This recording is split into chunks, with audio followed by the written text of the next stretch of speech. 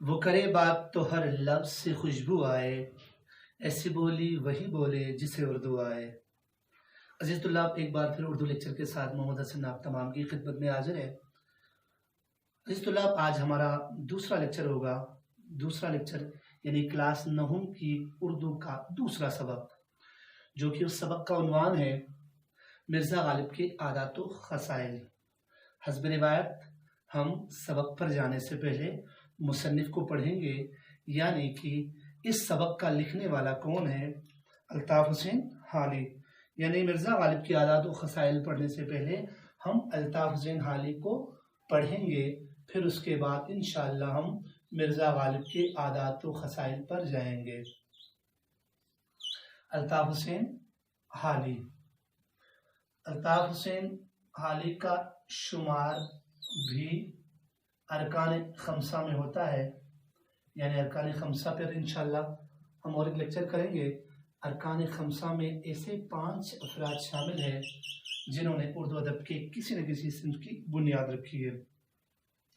عزیز طلاب، الطاف حسین حالی کی مشہور تصانیف کا نام بھی ادھر بورڈ پر میں لکھ کر رکھوں گا تاکہ آپ لوگوں کے لیے آسانی ہو۔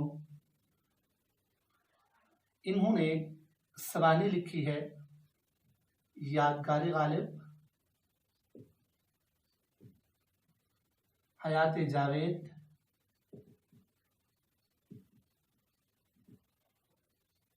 حیات سعدی،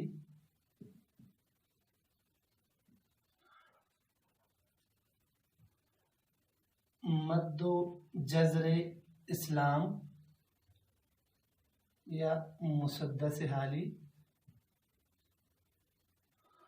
اور مقدمہ شعر و شاعری۔ انشاءاللہ ان تصانیف پر بھی ہم بات کریں گے۔ اس سے پہلے مختصر ہم الطاف حسین حالی کی زندگی سے متعلق گفتگو کریں گے۔ الطاف حسین حالی یعنی الطاف حسین ان کا اصل نام، حالی ان کا تخلص تھا۔ 1838 میں پانی پت میں پیدا ہوئے۔ وہ انصاریوں کے معزز گھرانے سے تعلق رکھتے تھے۔ حالی کے آباء و اجداد غیاث الدین بلبن کے زمانے میں ہرات سے ہندوستان آئے۔ حالی ابھی 9 برس کے تھے کہ باپ کا سایہ سر سے اٹھ گیا اور ان کے بڑے بھائی امداد حسین نے تعلیم و تربیت کا بوجھ سنبھالا۔ اسلامی دستور کے مطابق سب سے پہلے قرآن مجید حفظ کیا، بعد ازاں عربی کی تعلیم شروع کی، اور آپ کی شادی بھی آپ کی مرضی کے بغیر 1700 یعنی کہ آپ کی مرضی کے خلاف 17 سال کی عمر میں کر دی گئی۔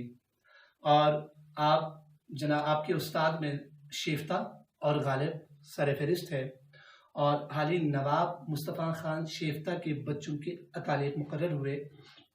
یوں نواب صاحب کی صحبت سے مولانا حالی کی شاعری چمک اٹھی۔ تقریباً 8 سال آپ یعنی کہ شیفتہ سے مستفید ہوتے رہے۔ حالی کا ایک مشہور شعر ہے جس سے واضح ہوتا ہے کہ حالی شیفتہ اور غالب کے شاگرد رہے۔ حالی کہتے ہیں: حالی سخن میں شیفتہ سے مستفید ہوں، شاگرد مرزا کا مقلد ہوں میر کا۔ یعنی مرزا غالب کی وفات پر حالی یعنی کہ لاہور چلے آئے اور گورنمنٹ بک ڈپو میں ملازمت اختیار کی۔ لاہور میں محسن آزاد کے ساتھ مل کر انجمن پنجاب کی بنیاد ڈالی، یوں جدید شاعری کی بنیاد ڈالی۔ 4 سال لاہور میں رہنے کے بعد دلی چلے گئے۔ وہاں سر سید احمد خان سے ملاقات ہوئی اور ان کے خیالات سے متاثر ہوئے۔ اسی دوران آپ نے مسدس حالی لکھی، جو ہم نے یہاں پر پہلے ہی لکھا ہوا ہے۔ انشاءاللہ اس پہ ہم مزید گفتگو کریں گے، یعنی کہ مسدس حالی سر سید کی فرمائش پر الطاف حسین حالی نے لکھی۔ اور 1904 میں آپ کو شمس العلماء کا خطاب ملا، اور 31 دسمبر 1914 کو ان کا انتقال ہوا۔ عزیز طلاب، یہ ذہن میں رکھیے گا، جو ہمارا پہلا سبق تھا ہجرت نبوی صلی اللہ علیہ وآلہ وسلم، اس کے جو مصنف ہیں شبلی نعمانی اور الطاف حسین حالی، ان دونوں کی سن وفات ایک ہے، یعنی 1914۔ حالی کی خصوصیات: حالی بہترین شاعر بھی ہیں، حالی سوانح نگار بھی ہیں اور تنقید نگار بھی ہیں۔ اب ہم حالی کی شاعری پر گفتگو کرنے سے پہلے حالی کی تصانیف پر مختصر گفتگو کریں گے۔ یہ جو 3 کتابیں حالی کی ہیں یہ تینوں بطور صرف سوانح ہیں، یعنی کہ یہاں دیکھیں آپ کو نام سے ہی واضح ہے۔ اگر ہم پہلی کتاب کی بات کر رہے ہیں یہاں پر جو ہم نے ترتیب دیا ہے اس حساب سے بات کریں گے تو یادگار غالب نام سے ہی ظاہر ہے یہ مرزا غالب کی حالات زندگی اس کتاب میں لکھی گئی ہے۔ اور آپ کو یہ بھی بتاتا چلوں آپ کے نصاب میں جو شامل سبق ہے مرزا غالب کے عادات و خصائل وہ بھی اسی کتاب سے لیا گیا ہے۔ وہ سبق آپ سے باروزی سوال میں پوچھ سکتے ہیں کہ مرزا غالب کے عادات و خصائل الطاف حسین حالی کی کس کتاب سے لیا گیا ہے، تو آپ یقیناً فوراً جواب دیں گے یادگار غالب۔ اور اس کے بعد حیات صادق سے بھی، یعنی فارسی کے بہت مشہور شاعر، ان کی حالات زندگی شیخ صادق کی۔ اس کے بعد جو ہے یہاں پر عموماً بچوں کو تھوڑی سی پریشانی آتی ہے، اکثر بچوں سے پوچھتا ہوں تو یہاں حیات جاوید جو لکھا ہوا ہے تو حیات جاوید سے اکثر بچے یہ سمجھتے ہیں کہ جاوید سے مراد علامہ اقبال کا بیٹا ہے، اگرچہ ایسا نہیں ہے بلکہ حیات جاوید میں سر سید احمد خان کی حالات زندگی ہے۔ یاد رکھ لیجیے گا یادگار غالب، مرزا غالب، حیات سعدی، شیخ سعدی شیرازی، حیات جاوید یعنی کہ سر سید احمد خان کی حالات زندگی ہے۔ اور مقدمہ شعر و شاعری، کیونکہ ہم نے بات کی الطاف حسین حالی بہترین شاعر بھی ہیں، تنقید نگار بھی ہیں، سوانح نگار بھی ہیں، تو یہ تنقید کی کتاب ہے۔ مقدمہ شعر و شاعری تنقید کی کتاب ہے۔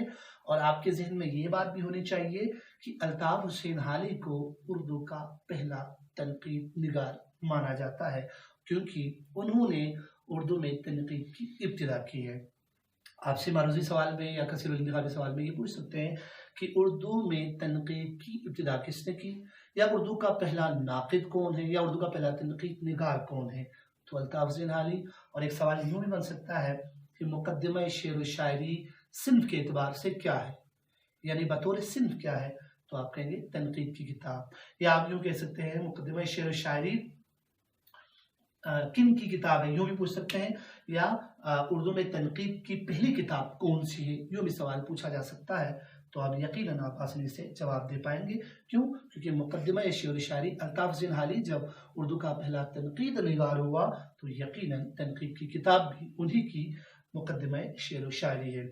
اس کے بعد ہم بات کریں گے مد و جزر اسلام اور مسدس حالی، یعنی کہ اس کتاب کے 2 نام ہیں، یاد رکھ لیجیے گا اسٹوڈنٹ، مد و جزر اسلام اور مسدس حالی ایک ہی کتاب کے 2 نام ہیں، یعنی اصل نام یوں سمجھ لیجیے گا مد و جزر اسلام ہے، شہرت اس کتاب کو مسدس حالی کے نام سے ہوئی، یعنی کہ مسدس حالی کے نام سے یہ بہت زیادہ مشہور ہے۔ اور ایک چیز کی وضاحت کرتا چلوں، یہ جو ہے اردو کی سب سے طویل نظم ہے، اور یہ مسدس حیت میں لکھی گئی ہے، پوری نظم مسدس حیت میں ہے۔ مسدس حیت سے مراد یعنی کہ ہر بند 6 مصروں پر مشتمل ہے، اسے مسدس کہتے ہیں۔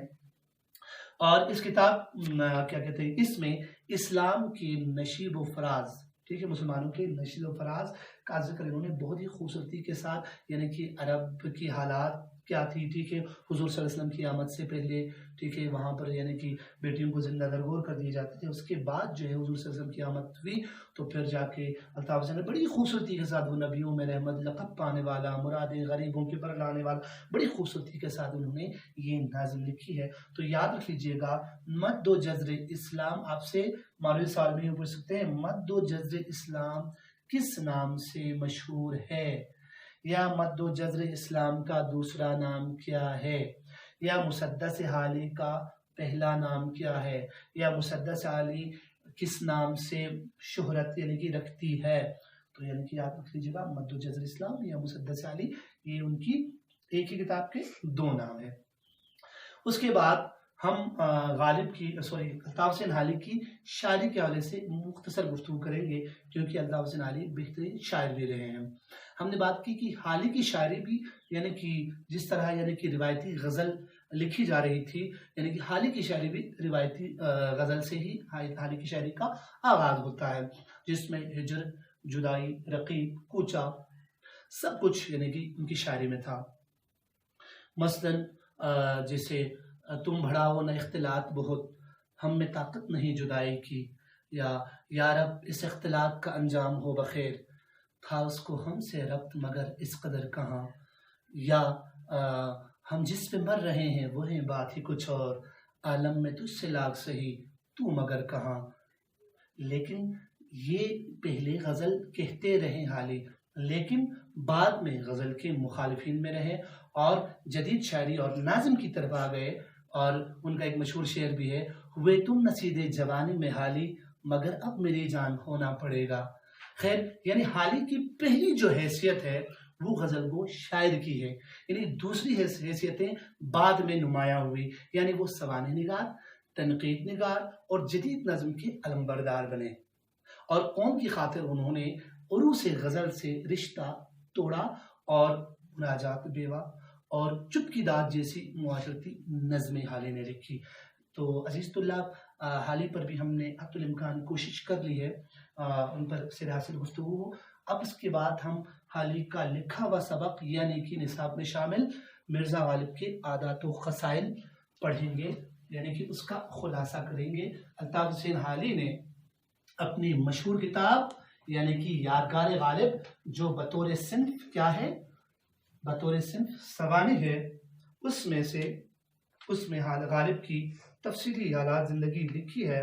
اس پہ ہم بات کریں گے مرزا غالب کے آپ کے نصاب کا دوسرا سبق، مرزا غالب کے عادات و خصائل، یعنی کہ غالب کی شخصیت پر انہوں نے اس کتاب میں یعنی کہ یادگار غالب میں، یعنی غالب ان کے استاد بھی تھے، ان پر تفصیلی گفتگو کی ہے، یعنی سیر حاصل گفتگو کی ہے۔ مرزا غالب کی عادات و خصائل ابھی ہم انشاءاللہ اس سبق کا خلاصہ کریں گے، تو انشاءاللہ آپ تمام کی ذہن میں سبق کا خلاصہ یعنی کہ اس سبق میں الطاف حسین حالی کیا کہہ رہے ہیں، انشاءاللہ آپ تمام کے ذہن میں ٹھیک سے بیٹھ جائے گا۔ عزیز طلاب، حالی نے مرزا غالب کے حوالے سے لکھا ہے کہ مرزا ہر شخص سے، یعنی کہ غالب کی شخصیت کیسی تھی، مرزا ہر شخص سے خندہ پیشانی سے پیش آتے تھے، اور وہ جتنے اور اعلیٰ اردو کے شاعر تھے، اسی طرح فارسی کے بھی باکمال شاعر تھے، یعنی انہوں نے فارسی میں بھی شاعری کی ہے اور اردو میں بھی شاعری کی ہے، بلکہ غالب تو اپنی فارسی شاعری کو بہت کچھ سمجھتے ہیں، لیکن غالب کو جو شہرت ملی ہے وہ اردو کی وجہ سے ہی ملی ہے۔ اچھا، اور ساتھ ہی ساتھ آپ یہ کہہ سکتے ہیں غالب بہترین نثر نگار بھی ہیں۔ کیوں؟ کیونکہ غالب کے خطوط کے 2 مجموعے ہیں، اور میں یوں آپ کہہ سکتے ہیں کہ غالب اگر خط نہ لکھتے تو خط ادب کا حصہ ہی نہ بنتا، کیونکہ خط نثر ہے، ٹھیک ہے۔ غالب کے 2 خطوط کے مجموعے ہیں، آپ لوگوں کی علم میں اضافہ کرنے کے لیے بھی بتاتا چلوں، ایک کا نام ہے عود ہندی، ایک کا نام ہے اردو معلی، یعنی غالب کے خطوط کے 2 مجموعے ہیں، ایک کا نام اردو معلی ہے، ایک کا نام عود ہندی ہے۔ عزیز طلاب، یاد رکھیے گا خوش اخلاقی اور کشادہ پیشانی بڑے لوگوں کا شیوا ہے۔ غالب بڑے یعنی کہ شاعر کے ساتھ ساتھ اتنے ہی نفیس اور ہر دل عزیز انسان تھے، دوستوں کو دیکھ کر غالب کھل اٹھتے تھے، بہت زیادہ خوش ہوتے تھے۔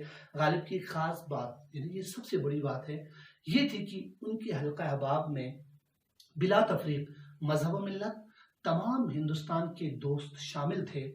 غالب اپنے دوستوں کے ہر ایک خط کا جواب لکھنا اپنے ذمے فرض عین سمجھتے تھے۔ اگر کوئی دوست لفافے میں ٹکٹ رکھ کر بیچتا تو سخت شکایت کرتے تھے۔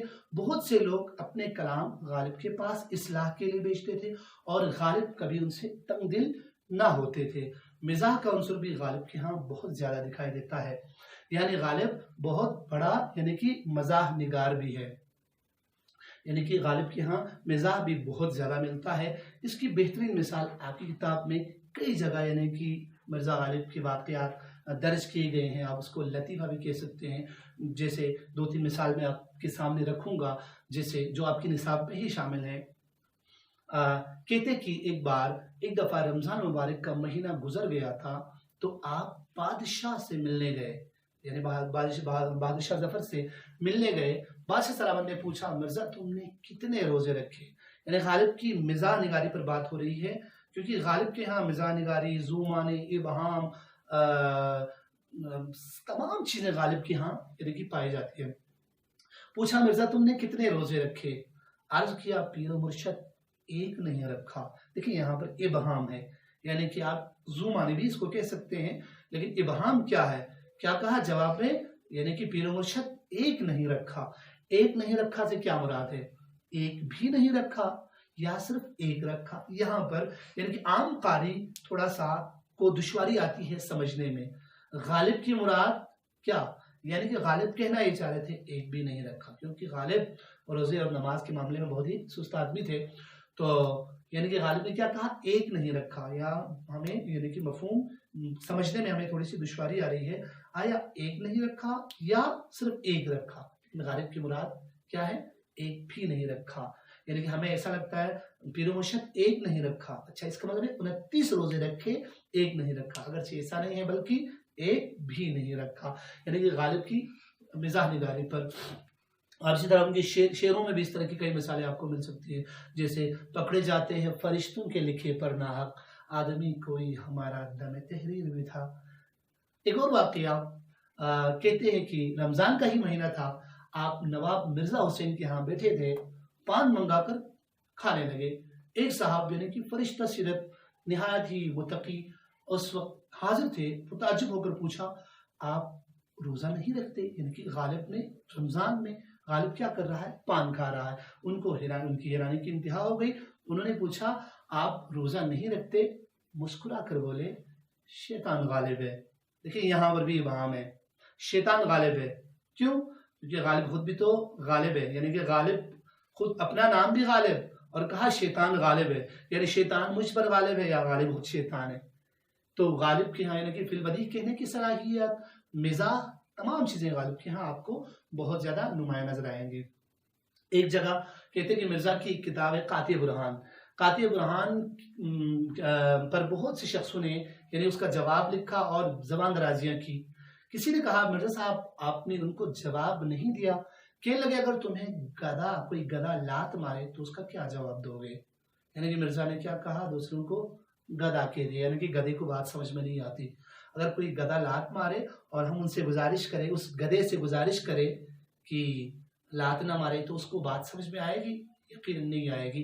तो यानी कि गालिब ने दूसरों को गधा कहा, क्योंकि गालिब का मेयार ही कुछ है, गालिब समझता है। वो कहते हैं गालिब का ही शेर है और भी दुनिया में सुखनवर बहुत अच्छे, कहते हैं कि गालिब का है अंदाज बयां, और गालिब अपने हवाले से कह रहे हैं। तो गालिब ने यानी कि इस तरह जवाब दिया। एक जगह कहते कि एक यहाँ पर ज़ुमानी लफ्ज इस्तेमाल किया गया है। एक सोबत में मिर्जा यानी मीर तकीमीर की तारीफ कर रहे थे, मिर्जा गालिब मीर तकीमीर की तारीफ कर रहे थे। वहाँ शेख इब्राहिम ज़ोक भी वहाँ मौजूद थे। उन्होंने सौदा को मीर पर तरजीह दी, यानी इब्राहिम ज़ोक ने कहा कि मीर से बड़ा शायर सौदा है, जबकि गालिब तारीफ कर रहे थे मीर की। तो मिर्जा ने कहा, मैं तो आपको मीर ही समझता हूँ, मगर अब मालूम हुआ आप तो सौदाई निकले। यहाँ देखिएगा, आप तो सौदाई निकले, मैंने तो आपको मीर का समझा था, आप सौदा के निकले। एक माने ये है। दूसरी तरफ ये है कि मैंने आपको मीर ही समझा था, आप तो सौदाई निकले। सौदाई का एक मानी बेवकूफ और अहमक के है, नहीं आप तो अहमक निकले, आप तो बेवकूफ निकले। तो गालिब के यहाँ इस तरह की बहुत सारी चीजें आपको मिलेंगी। और गालिब के हवाले से और एक खास बात, यानी कि गालिब फलों में सबसे ज्यादा आम बहुत ज्यादा पसंद करते थे, यानी कि आम इनको बहुत मरगूब था। मिर्जा की नियत आमों से कभी सेर ना होती थी। एक सोबत में कहते कि आम की निस्बत हर शख्स अपनी अपनी राय बयान कर रहा था कि आम में क्या क्या खूबियां होनी चाहिए। जब गालिब की बारी आई तो गालिब ने यानी कि एक ही जुमले में तमाम बातें यानी कि कह दी। जब गालिब की बारी आई तो क्या कहा, भाई मेरे नज़दीक आम में सिर्फ दो बातें होनी चाहिए, मीठा हो और ज़्यादा हो, यानी मीठा हो और बहुत हो। तो अजीज़ तुल्लाब, आज के इस सबक का कुल खुलासा भी यही है जो मैंने आपके सामने रखा। उम्मीद करता हूँ कि आपको ये सबक ठीक से समझ में आ गया होगा। इंशाल्लाह जिसकी बक़े मानदूने वफ़ा की, तो इंशाल्लाह अगले लेक्चर के साथ फिर आपके सामने हाजिर होऊंगा। तब तक के लिए اجازت دیجیے، اللہ نگہبان۔